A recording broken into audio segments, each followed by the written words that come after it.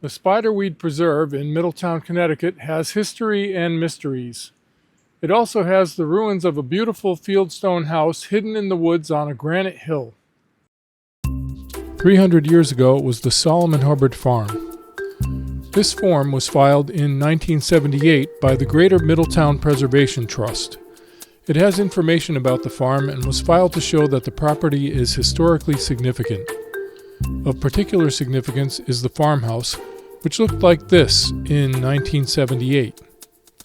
The form doesn't mention a stone house, so many visitors think the stone ruins on the hill are the remains of the original farmhouse. Let's begin with the information on the form and end with some speculation about what spiderweed might really have been. Here is the story as told by people who have read the form. In 1743, in Middletown, Connecticut, a farmer named Solomon Hubbard built a farm. On the farm, he built a house and a barn, and he lived there with his family. During the Revolutionary War, he was wounded and couldn't work anymore. So in 1817, he gave the farm to the town to pay his taxes.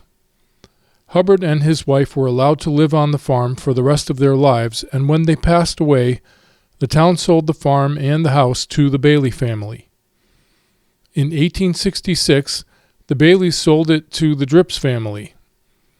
Eventually, a Drips daughter married a man named Meter, and the Meter family owned the farm until 1936, when they sold it to an artist from New York. She used it as a summer cottage for about 30 years and then donated it to the Nature Conservancy. She called it Spiderweed because every spring when she returned from New York, her gardens were full of spiders and weeds. That's what the form seems to be saying.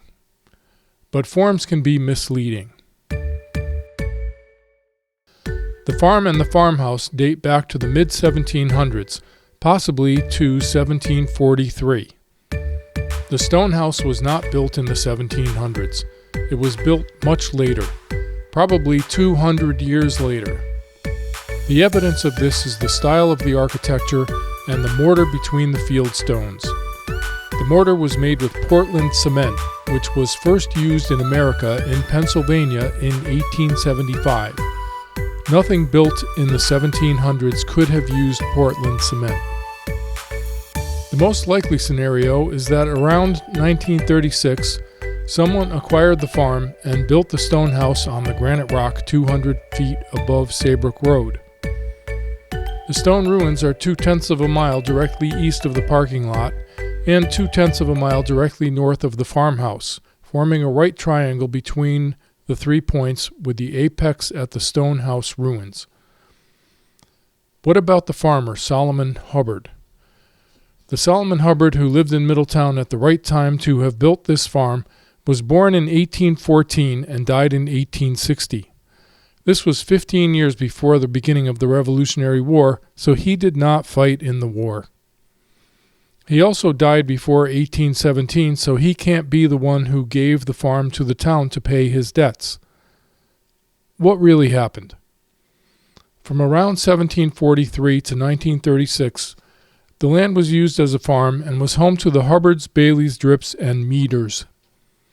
The adjacent road came to be called Drips Road. Around 1936, the farm was sold and stopped being used as a farm. Who was the next owner? Helen Lohman, an artist from New York? No, there was a Helen Lohman in New York who was an actress, a poet, a photographer, and an artist. Information about her is available online. She died in 1934, so she can't have purchased the farm in 1936. But there was another Helen Lohman. This one was the daughter of a president of a breakfast cereal company and the wife of a corporate officer of a university. Her husband was a graduate of the university and a member of a secret society. He was also a founding member of a famous university singing group. They lived in a beautiful 6-bedroom brick colonial in New Haven, Connecticut, not far from Spiderweed. Why would someone who was wealthy during the Great Depression buy an old farm in the middle of nowhere and build a stone house deep in the forest and never add electricity, plumbing, or heating to the original farmhouse or the newer stone house.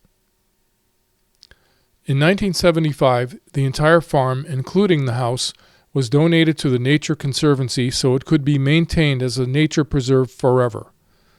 Apparently, in 1982, the Conservancy sold the farmhouse and just over 2 acres to a private owner who added electricity, plumbing, and central heat to the house. They turned the rest of the farm into the nature preserve we see today, with hiking trails and the ruins of the stone building. Was anyone living in the farmhouse after 1936? It might be interesting to know the condition of it when it was sold in 1982. In 2012, a blogger called The Cardboard Hiker posted some photos of the stone house with the roof caved in and some trees lying on it. From those photos, you can see it was a one-story house with a gable roof and probably asphalt roof shingles. The gable walls had some type of shingle siding. It was built directly on the granite boulder it sits on. Sometime after 2012, the site was completely cleaned up and all the debris removed. What was the point of building a beautiful stone house far off the grid and abandoning it after 30 years?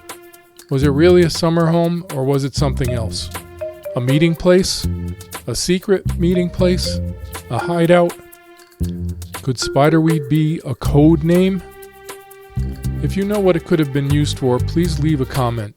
And please don't forget to like, share, and subscribe to the channel. That's all for now. Thanks for watching.